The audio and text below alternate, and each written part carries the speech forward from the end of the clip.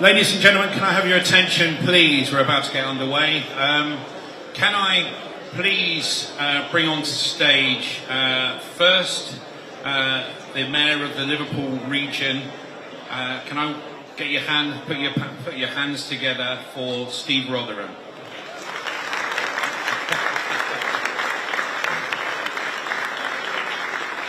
It's the first time I've stumbled over my words for the last couple of days, but please grab a seat. Don't worry about the headphones. Always wrecks your hair. And our next introduction is someone I think many of you have heard and seen, and that's the Mayor of Greater Manchester, Andy Burnham. Can I welcome you on stage? Thank you.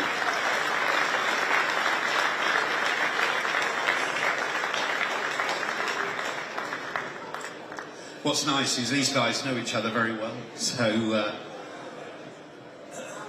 I'm going to start with a question. I mean, I suppose the easy one is: I understand both of you are budding DJs. When's the next back-to-back for charity? If we can get that announced today, that'll make press either way. And we're quite happy to back the charity, and there are a load of people in here who'll commit to it as well. It could be in this place, so it could be actually here. We're looking for the venue, but the one that we're definitely scheduled to do is the Philharmonic Hall. So we've gone from sort of a few hundred now. They want bigger venues. So who knows if any of us need an alternative career.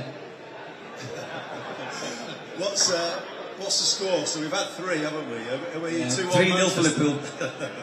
No, look. When we do these things, just to give you the context to it, so it's for a charity. We had one in Manchester for a bed every night, didn't we, for the homeless issue, because we all need to do our part and play our part in what we can do to eradicate that. Angela Rayner played her part that night, didn't she? She did. She was all over social media. If anyone, just go onto your Google and put Angela Rayner and the Daily Mail, which we all believe every single word of. Peter Reid was on your team and Rowetta was on mine, and they had a slanging match about Everton and Manchester United on stage. You remember that? It wasn't just about football, it was about other issues that Rowetta claimed Manchester was better in every aspect bar one, and I won't go into that, but any of you later will tell you what she was on about, but she was enjoying herself. I call for Angela to just, off the back of it, go head-to-head, whoever the winner is, and I think that's definitely a good thing. But listen, it's great to see you engaging and being a massive part of the nighttime economy as DJs, and I know both of you are advocates for nighttime economy and the culture and social economy that are represented within this room and this conference, so I really, really appreciate you giving up your time and coming and talking about it. Look, joking aside, I mean, look, we know that you're both advocates for nightlife. You've done some amazing things. And one of the things I wanted to contextually sort of ask you about, we've recently released an electronic music report that says that the north of England has seen a 93% growth in electronic music events. Are we seeing the north taking over? And what's your view in it? I'd love to hear that.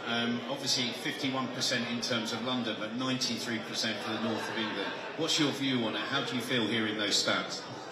If you have a look at what's happening, both in Greater Manchester and Liverpool City region, so for instance, we are a UNESCO World City of Music.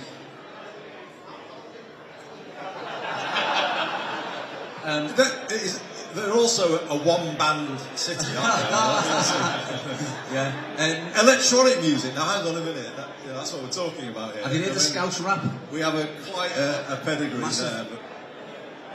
But if you look, you've had one decade where you had decent music. New Order blows him out of the water whenever we do our DJ battle. It's fair to say. It's a decent one, but the likes of the Zootons with Valerie gets everybody singing. So what would rather people do? Go or sing? But I should say, shout out to Sasha Lord, who's here somewhere today.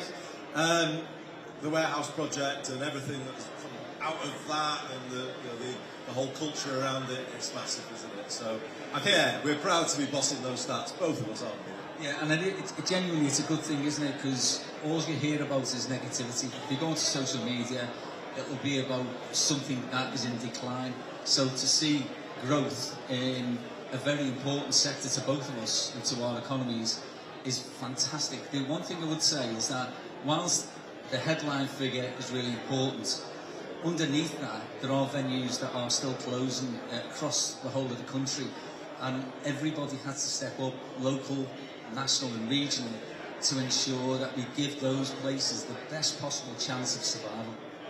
100%. And I mean, what's nice to see is that friendly rivalry between the cities, and just understanding that you're pushing each other to do better, and that's an important piece of this, I think. I think so. I mean, the nighttime economy offer is brilliant in both places, and it has been for a long time, but there's no complacency either, though. Look at this, you know, obviously my club has a new stadium near here. This is a fairly new venue that is packed out, obviously on match days, but other things that they're doing. There's a whole infrastructure growing around here, isn't there? In some of the old warehouses linked to the docks. Fantastic to see, and you know about Manchester's nighttime economy infrastructure. To follow up on a point Steve was just making, I think we need to consider it critical infrastructure for a city region like ours. And this change in our thinking has come through. You remember the debates about night and day and the challenges we had there, the planning issues around sound, about the sound proofing. For me, the nighttime economy brings the thing that puts the whole life into the place, and it's critical for that reason. And we need to give it the maximum protection, in my view, from a planning point of view, because once you lose it, and then you lose, the vibrancy, you lose the life in your places. And I think it really is important with the mayors as we come through more and more in terms of building our city regions, that we talk about the nighttime economy in this way, not something that's just always there and it does its own thing, and it's just something we take for granted. You've got to look at it the other way. These are social spaces that bring people together, that bring life, that bring joy, that bring all of the good things in life. And you've got to start, in the eyes of, if you like, the tax system, the planning system, consider them critical infrastructure for cities and towns across the north, indeed across the country. And we're not there yet, but I think coming out of gatherings like this, we need to get there with you, getting that voice louder and louder and louder, played back to Westminster to get those policy changes to reflect what I'm saying. Critical infrastructure, essential infrastructure. If it's not there, your place is probably in decline. And that's why we're here and we're so passionate about what all of you do. We know it's hard, but the fact that you do it makes all the difference to our places. Yeah, and just to supplement that, I mean, what other industry is like £4 to £3 billion to GVA across the economy, but doesn't have a single voice?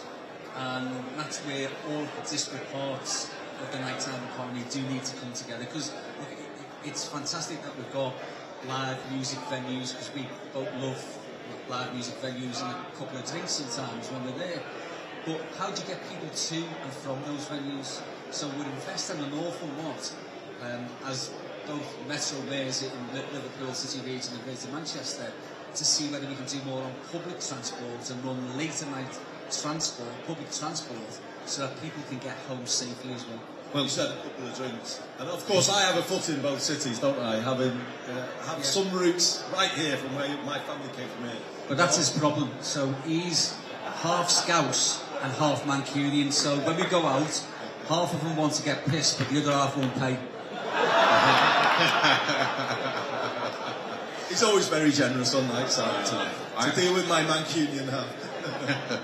So look, we heard from Angela Rayner earlier, and the support for representation centrally in terms of a minister with a portfolio that looks and addresses, someone who actually understands the industry.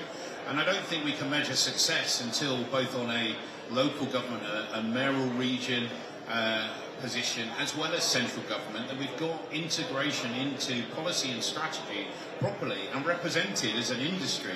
I want to ask you both, would you support a ministerial position centrally? I know you do a huge amount of work. The likes of Sasha and others, the commissions, music groups have been a really big part of your strategic movement. Would you support that sort of thing? Yes, 100%. And I want to just develop what I was saying before and put it in the context of place-based regeneration. I know the third biggest sector, I think I'm right in saying, yeah, in the country. For us, 500,000 people just under work in it, so it's massive. But I want to put it in the context of what we're trying to do to revive places, towns around the city as well as the city. Because for us, it makes all the difference when you're trying to sort of turn around a place that's a bit neglected, to bring in those social venues, to make those places live beyond 5 o'clock in the evening. If you're trying to turn around a place like Stockport, where we've had a Mayoral Development Corporation, you have to build that nighttime economy. You know, we've had lots of policy debate in this country over the years about how the high street and how do you turn around a town. Well, we have done it in Stockport, and we think now that is the template for how you do it. And we've been developing this idea of Mayoral Development Corporations now. We're bringing one forward in Middleton, led by Steve Coogan and Rose Marley. We're bringing one forward in Bolton, Ashton, Stalybridge, so Angela Rayner's area. And it's a really interesting thing where you really get into the detail of this. What we want is your industry with us in those areas.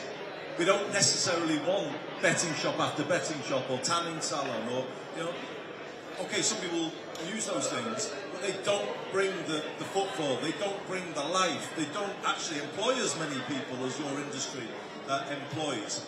And we've got a really interesting thing going on in Farnworth at the moment, where we've worked with a developer called Capital and Centric to make an entirely new living space in the heart of a town like Farnworth, where Tim Heatley, who runs it, is holding out for nighttime economy businesses to take his units rather than give them away to other uses that won't bring the life. And it's a really important point about your industry and the unique thing you bring to town and city centre regeneration. And for that reason, I do think a minister is needed, but I do think special protection in planning law is needed. And we've got that in our planning framework now. But I also think a tax regime that reflects what I've just said is needed, both in terms of business rates and VAT, because of the extra contribution the industry makes to the wider economy in an area. And that very much is the way I see it, and I'm sure Steve sees it too. You could pick up the theme here, Prescott with Shakespeare North and the whole regeneration that's come in there. We're starting to see in the Liverpool city region of Greater Manchester the great things of the city starting to move out into the boroughs, aren't we? And that's why it's so important to have a holistic overview of what you're trying to achieve. So for us, our strategy is that we look at what's happening in different sectors. We try to help by supporting those sectors and planning those sectors, and then we bring in, as I say, things like public transport. But the one thing that it does do that is probably an intangible, more nebulous thing for us to measure is it can change the reputation of a place. Do you remember, it's a Sefton Council, isn't it, who launched a new music festival that we went to, didn't we? Saltatown. Yeah. And I know my family come from Bootle, or my brother was born in Bootle, so I know Bootle really, really well. And the Strand shopping centre has seen better days. Well, it had done it. But credit to the council, they were really, trying to start the turnaround. But do you remember that pub we went into during the first Salt and Tar? Do you remember it was your culture advisor trying to order a drink and tell everybody what because it shows you some of the challenges you have when you're starting this journey of turning a place around. So we went to see a band called Red Rum Club, who were absolutely fantastic, but it just happened to be a monsoon and it's an outdoor venue. So we were soaked right the way through. The closest pub at the time was the Mayflower, if anybody knows that. And it's an interesting place, isn't it, the Mayflower? So I don't know whether Kevin Mack's here, but if anyone's from Liverpool, you know who Kevin Mack is. And when we went, he's very refined, isn't he, Kevin? Very refined tastes. Yeah. So I said to him, "What do you want?" And so we ordered the beers, and then I said to Kevin, "What do you want?" And he said, "I'll have a wine." So I said to the barmaid, "Can I have a wine, please?" And she said, red or white? So I said to Kevin, red or white? He said, white please. So I said, white. And then he says to me, what type is it? So I said, excuse me, what type is it? And she said, it's fucking white, I've just told you. So, but that didn't turn us off. I just think that was a brilliant thing, you know. So we were waiting. It's gentrified the Mayflower. Yeah. So we were waiting to go next time because we thought this is brilliant. This. Listen, I could leave you two on stage just to carry on the conversation without a doubt, but I'm going to sort of start to nail down a couple of... Listen, it's very hard not to talk about devolution. And both of you guys getting the opportunity to have a greater say at a local level. And I think many of our industry want people with local knowledge to be making decisions, particularly around the nighttime economy. We understand the empowering moment that could bring about, particularly with people or leadership that are very focused on nighttime economy and supporting the industry that we have felt have been a huge part, have been overtaxed, overburdened in many respects. So I'm really keen to hear from both of you about that devolution position. Yes, I think hopefully you feel that devolution is good for the nighttime economy. And as mayors come through in all places, you know, your voice is getting a bit stronger because we all see the power of you, perhaps in a way that Westminster-based politicians don't see it in the same way. So I think that is, you know, is really coming through. If I think about Manchester and, you know, where we are now, Steve loves me saying this, we are the fastest growing city region in the UK. Heard that once or twice before, but Liverpool city region growing faster than the UK, so devolution is bringing that change. If I go back though to my youth, I think it was the music scene of the 80s that began the turnaround of Manchester. It wasn't anything else because the industry was leaving, things were closing, the place felt moribund from that point of view. But obviously into old spaces like this, the music industry came in and lifted, and he knows what I'm saying down there, Gareth. But it's true. You know, it put heart and belief and pride back in a way that it had been stripped out by the deindustrialisation that we'd lived through. And this is the point that I think really needs to be understood from a policy level. You know, we talk about growth as a country, we talk about turning around neglected places. It cannot be done, in my view, but it could be done in a very different way, but not in as vibrant a way by other industries. I think your industry makes all the difference. And I do think, you know, beyond the minister, we need, as I say, a planning and tax regime that recognises that value added to the UK economy. And I'm including the music industry in this and live venues, as Steve was saying. And actually, the wider hospitality industry. I know pubs have got their business rates exemption, but you know it should be broader than that. I think it should be all hospitality venues because you want that mixed economy as well. You know, that's an important thing. You know, it's not one version of the nighttime economy. Sometimes when places have one version of the nighttime economy, that doesn't actually help that sort of more broader regeneration. Staley Bridge, I mentioned, used to be called Staley Vegas for a period in Greater Manchester, still known as that to a lot of people. And it's great because everyone remembers going there, but in the end, it's not necessarily that broader offer that has, that type of place, but also more of a cultural offer, restaurant. You know, you want the whole mix of the nighttime economy in play, and that's why I think we need to get away from a fragmented approach to tax and have a broader approach. That recognises the employment benefit, or particularly the regeneration benefit.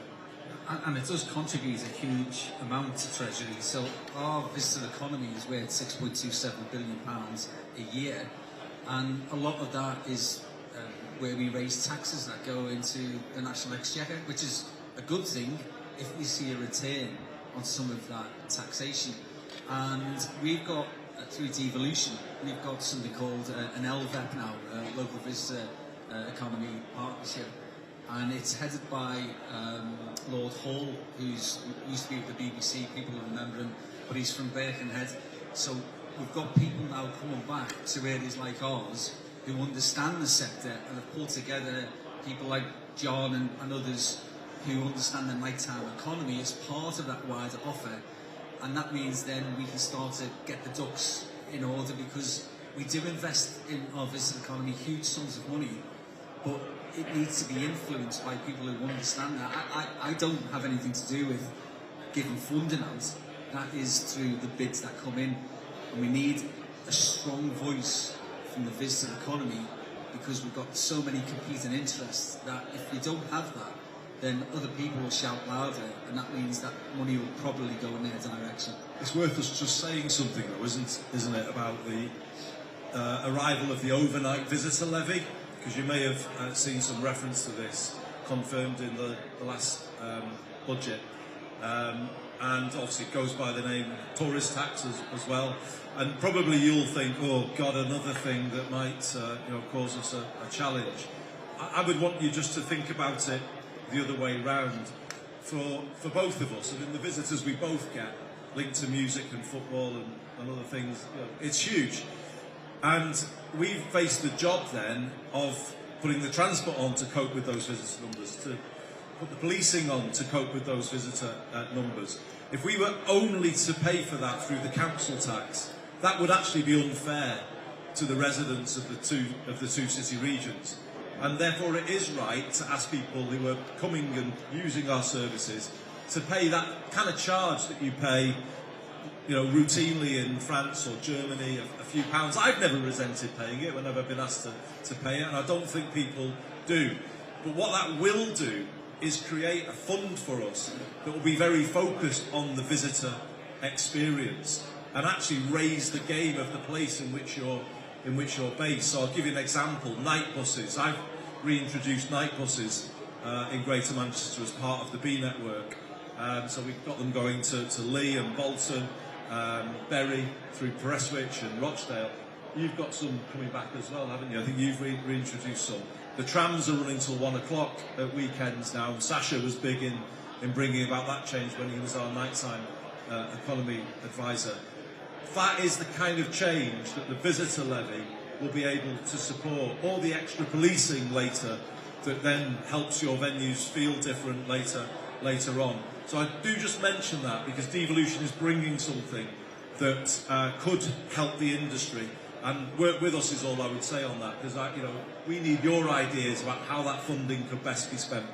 And we want to use it for additionality as well. So we want to look at how we can make things more attractive, so that you get more footfall, more visitors, more overnight stays, more bed nights, all of that, which all helps to grow an economy. And we can't do that by hoping at some stage you're going to have a benevolent government who's just going to say, oh, do you know what, Andy or Steve, here's some additional funding. We're not going to get it through that. I think the one thing, and I was on a call with some of your team, Andy, the other day, talking about Bev Craig as well, talking about the visitor economy. I think the important thing that was really resonating around is everyone looks at it as an investment in the customer or consumer journey, particularly the visitor economy and the infrastructural piece. There's a lot of people talking about co-design, and I think the important thing that we really need to harness is an engagement in policy decisions which are not built for the industry but are with the industry, which I think is a really important part that's lacking in central government. But I think local government, I know both of you advocate for that, but I really want to hear how important it is for the industry to be a fundamental part of the direction of policy in both of your regions. Yeah, I think it's a really important question, that. And Bev Craig, leader of Manchester City Council, is leading a task force for us on all of this right now. And, I think Bev has brought a real change in terms of prioritisation on these things.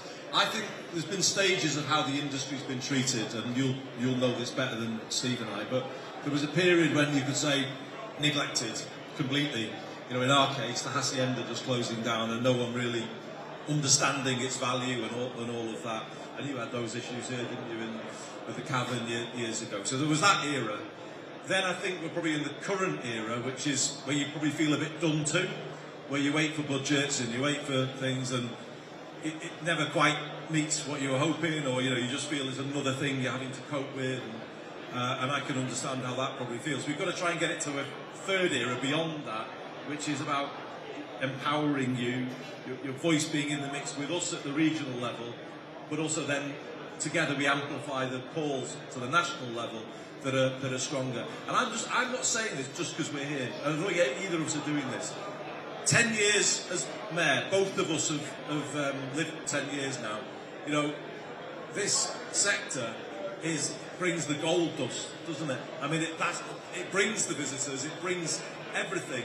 You know, if we didn't have what we've got and what we're lucky to have, then our city regions would be nowhere near where we would want them to be. So that's the case for that special case, you know, the exemptions that I've been calling about. And I think we've got to kind of together, coming out of events like this, kind of turn it into that sort of different policy sphere. When your role in regeneration, turning around neglected places, is like really understood at the national level. I don't think we're there yet, but I think there's incremental progress towards that point. One of our responsibilities is obviously economic growth, and one of the areas that we know we can grow further is the likes of the visitor economies. We only have to do things a little bit more in scale, and what we can start to see is the impact of that on our productivity levels across the whole of the north and beyond. So the wait for a national government, as I say, to be benevolent is not the right approach. What we need to do is to find ways in which we could look at what we have indigenously, and obviously Manchester's got that fantastic Manchester air and all that. We need to capitalise on that. And did you see his gritted teeth there? Or, I think they were probably on show. I like the Buzzcocks, but that's about it. But what we can do locally in our city region is to look at that broad depth of different musical genres. As I say, there's a bit of... We mustn't trade on the past, because you do a thing, don't you? Bands on the run. I used to do a Mayor's Band of the Month. I think one of the things that we've got to get better about is people of our age I will talk about the 80s incessantly and that Manchester music scene of there. And, you know, but people always say, well, what can I do? Everybody here is on social media, I bet you. And yet when we put things like his music or my music on social media channels, it doesn't cost anybody here a single cent to press like. So we can support in a different way. We're waiting for those bands to break through. Some of them, if anyone's heard the Quayside, by the way, brilliant. Well, we did an event, didn't we, at Shakespeare North, where I took a band, actually electronic dance, K Estate. Check them out, everyone. K Estate from Middleton, Grace Manchester, all of them. Quayside came, so we had me and him were at Shakespeare North with the two bands, and I would put the call out to all of you today. If you came to us saying we want to do a new talent night and having a range of bands, we'd be there, wouldn't we? And I kind of feel sometimes maybe give us more, you know, call for challenge those. Us. Yeah, because I think the risk is we talk too much about the nostalgia and not enough about the now. And it's hard for some of these bands to get noticed these days. And we try, don't we? But if we just work more together on that, I think we could do something better. Because they're trying, but they don't get the same profile. And the kind of challenge of working class talent breaking through these days is much harder, I think, than it was in the 60s, 70s or 80s. And I think together with you, we need better, newer, more innovative ways of platforming them. And that's why it's important about some of these smaller venues. We need to keep them. They're part of the ecosystem. You know, hopefully bands do start there and then progress all the way through. Without that sort of tier, that strata, and we're missing out. And people have got to then go to, you know, places like this and hope to sell it out. But if you're just starting out, as we all know, you need that step to get to those Disney heights. I think it's important to recognise, look, grassroots, whether you talk about electronic, whether you talk about live, are vitally important, and we've got to revitalise it. We've got to do as much as we can to support. I mean, there were two other points I really wanted to sort of address. We've obviously gone through the licensing reform. We represented on the central government cabinet piece on looking at licensing reform in terms of the recommendations. We know London is piloting. The importance of licensing being more permissive and enabling is vital I believe, for our industry. But that has to be coupled with planning that is much easier, less complex or complicated. And the timelines to encourage growth and investment are vital. What do you say about that sort of devolution position where we see London as a trial mechanism? How much would you welcome the opportunity to have a greater control on licensing and planning within your regions? So the thing about devolution is that we agreed this right at the very beginning, where local authorities don't disappear, and that means that devolution for us is about taking power away from Whitehall and Westminster and not from our local authorities, who would genuinely, I think, have a knee-jerk reaction if we started to say that we were the people who were responsible for those functions that currently sit with councils. But we can work better with councils, there's no doubt about it. So the simplification stuff that we're trying to do is not just on the nighttime economy or on venues or on planning, it's right the way across the piece.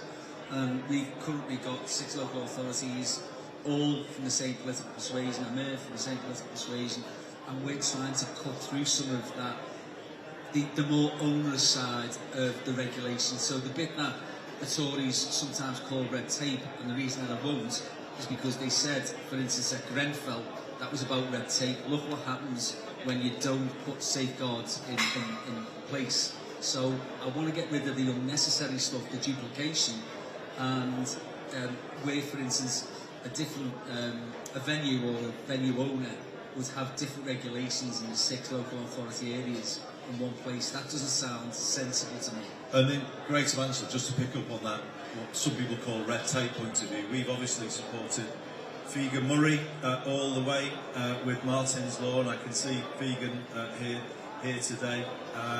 So I think there's a balance, isn't there, when we think about licensing reform and making it easier and reducing sort of regulatory burdens. I understand those calls, but at the same time, from what we live through in the city, you want absolute clarity as a parent as to what is the level of security at a different size of venue. And Martin's Law was something that I spoke about at a previous gathering like this, and I think there was scepticism, but it's really important. I think part of this is about raising the quality of what we do, helping you for the reasons I've been given this afternoon, but also just raising the standard of a British night out as well. And we all know there's probably more work to keep doing there. And it isn't just the physical changes, it's ask for Angela and the training that comes with that. And I know many of you are absolutely brilliant with that. But, again, there's always more that can be done. Some of the spiking issues that we've seen in our cities, there's, again, more that can be done. So it's a case of a quid pro quo all of the time, isn't it? Getting rid of unnecessary stuff, speeding things up for you, but at the same time, saying, right, we're going to help, but we also have these standards that we need to maintain. I just want to mention the purple flag system that we've got, because Liverpool has it. We're talking about standardisation. We want all of our local authorities and all of those venues to have the same sort of safety and security processes in place. And I think that gives you then an indication of a place that you could go where safety is paramount, because that should be our number one overriding concern. 100%. And we resonate here as a trade organisation, and many people know about it over the last couple of days have been speaking about it. I mean, look, it's going to be very difficult, or it would be remiss of me to not take the opportunity to sort of tackle the tax burden situation that we're sat in. There is no doubt we need to be treated as a stronger value within communities, and I think both of you do that very well and advocate heavily. Without a doubt, we've seen taxation go through the roof, whether we talk about national insurance contribution, business rates, and a multitude of other things, including minimum wage, etc. And there is no doubt there is more outside of the fiscal environment to do in terms of infrastructure around transport, safety, etc. The big thing to us is representation is key, both central government and also local or mayoral office level. What I would ask of you is, would back something like that? But also, many people, when I explained that I was going to come up and get on stage with you guys, similar to with Angela earlier, many people are calling for a VAT cut. Is that something that you would back as leaders of major regions within this country? Yes. We have done previously. Absolutely. So we did it on the last lot. So you can't say because the complexion of a government's changed that all of a sudden you're not going to ask for the same sort of things that we did under the Tories and the Labour. People need to understand what this is about. It's not necessarily a cut, is it? It give a boost to the industry. That's the most important thing to get growth. We'd be hypocritical if we sat up here today and said everything we thought everybody wanted to hear. We're not going to call for the disapplication of the national minimum wage from this industry, are we? And if anything, we would be putting a call out to you to join the Good Employment Charter in Greater Manchester or the Fair Work Charter here in Liverpool. It's basically the same thing. I think we can and should say we want employment standards to rise in the industry. The whole question of staff getting home at the end of a night is an issue we would want to talk to you about. If we're putting on public transport with more safety features built in, which is what we're doing with Travel Safe live chat in Greater Manchester, we want to talk to you about that. Or if someone's working really late, a taxi if there's no public transport available. But not just a taxi, a safe taxi. So we're looking at the out of area working, and some of those people who have got licences in certain areas, but they wouldn't have got them in our area. Let's just make that really clear for people who don't know. If you go around the streets here or in Manchester, you will see Wolverhampton taxis everywhere, and we can't vouch for the process. Or where's the enforcement? They're not coming up from Wolverhampton every night here to enforce. So this call needs to be heard nationally. We need to raise the standards of what we're doing as a country, particularly when it comes to safety on a night out, because it links back to what Fegan has achieved with Martin's Law. We need an end to out-of-area working. We need taxis that are licensed here, trusted by the people here. And that is all part of raising our game, as well as looking after people more who work in the nighttime economy. But again, back to the quid pro quo, what do we then do in return for you?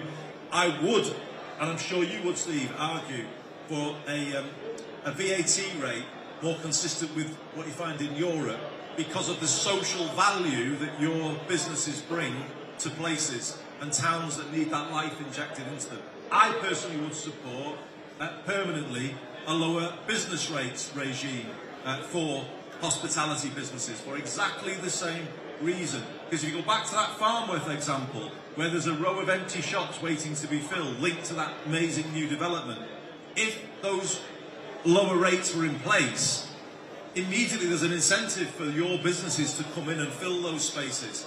And that brings benefits to not just the new residents in those places, but the older residents that are using those places during the daytime as well. So that's what we want, I think, here. Raising the standard together of everything that we're doing as a country. Nowhere in the world does this stuff better than us, but we can't be complacent about it, because we all know there's areas where we could raise our game. So why don't we do that? Why don't we raise our game? But it's about going to Whitehall, I think, for the next budget round with a really evidence-based, work-through proposal about a tax regime for hospitality and the nighttime economy that kind of puts a firm foundation underneath you. You know where you're working, but then we can legitimately say to you, and by the way, though, these are the safety standards and the employment standards that we want to see in your industry. I hope that sounds fair. I think that's what we should work towards. Thank you. Well, I'm just going to say this. It's almost like it's not been an interview, it's been a double act, to be fair. And I've loved having you here. Thank you so much for your continued support and your advocacy for our industry. And if anybody wants to hire this double act, we are available, aren't we, for booking? And Could be DJs. soon. We did write a book together, if you didn't know, called Head North. It's all about when we left Westminster. And I just need to say to you today, the sequel, Head South, is currently on hold, but who knows, it might be available at some point in the future. Thank you very much. Can everyone put their hands together, please, for Andy Burnham and Steve Rayner.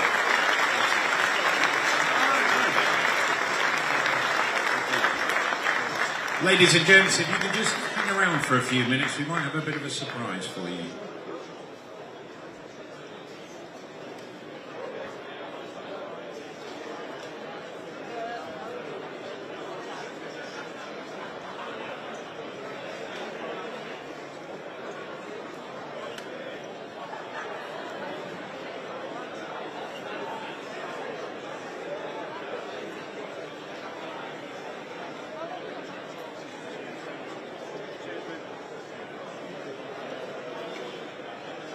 Yeah, fine. Ladies and gents, can you just take your seat? I'm just going to introduce Mr. Stephen Brains from He, She, They. I'm going to hand over to him now. You might know, recognise this lovely man next to me. So we've heard from Rayner today, Burnham today, and we're about to hear from the man that, if the polls carry on with the trajectory that he's on, might well be our next Prime Minister. So this is the lovely Zack Polanski, leader of the Green Party.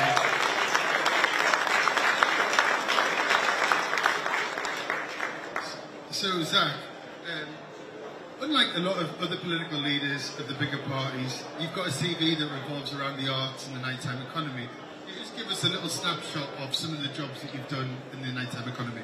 Yeah, lots of people will know that politics wasn't part of my plan, so I spent a lot of time being an actor. And for anyone who's been a working, jobbing actor, that actually means you work in hospitality. And so I spent a lot of time working as a barman, a waiter. I was a nightclub promoter for a few years. I was doing guest lists at Heaven and GAY for about 5-6 years. And then doing lots of standing out in the street in the evenings, promoting clubs and trying to get people to stop me in the street. Funnily enough, people say to me all the time, being a politician must be really hard.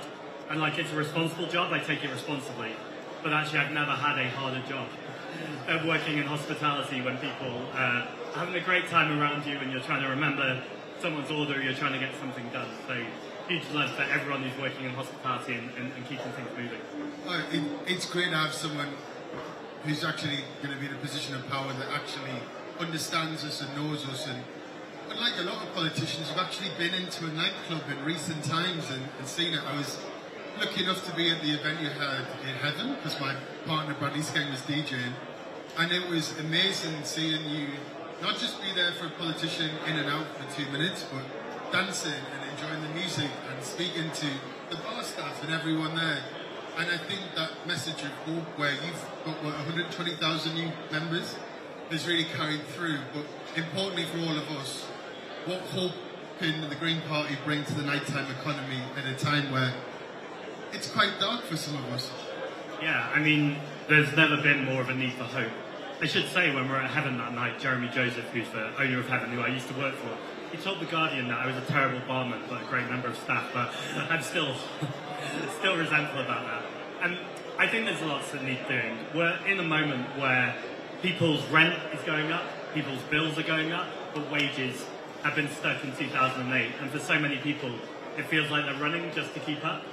And we know that's the same situation. In fact, it's even exacerbated for people who run nightclubs, bars, restaurants. This hasn't been helped over and over again by some of the decisions by the government, particularly around business rates, energy bills being a huge issue for any businesses, but particularly bad for the nighttime economy. And then there's a whole discussion I really appreciate in your manifesto. I was just saying this, that we're talking about the difference between regulation and promotion. Now look, I'm not going to sit on this stage as tempting as it would be and say, let's just deregulate, we don't need any regulation. There's really big need for regulation in the whole sector, as there is in many sectors, to keep people safe, including employers, employees, and local residents. But it can't be all about regulation, and actually we need promotion. We know how much the nighttime economy benefits the UK economy, billions and billions and billions of pounds. 136 billion pounds. Right, absolutely huge, going straight into the Treasury. And 2 million employees. Right, exactly. Now, you often, well not often, but sometimes politicians make the economic arguments.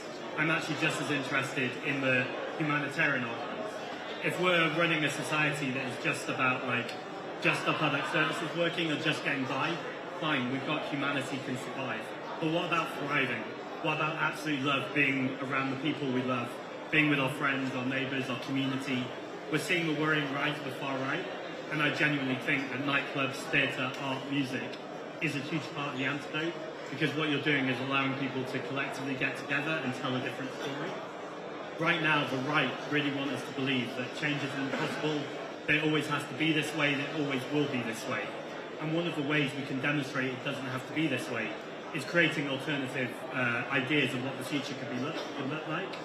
And I genuinely think when you're in a club or in an art space, that's exactly the time where creatives can get together and envisage a better future. Whether that's obviously on tackling the climate crisis, tackling poverty, or anti-racism strategy. All of that can happen through having a really good nighttime economy. To do that, we need a strategy, and that's why every local authority should have a nighttime economy strategy. The last thing I'd say, because I realise it's a long answer, I used to live in... You're very good.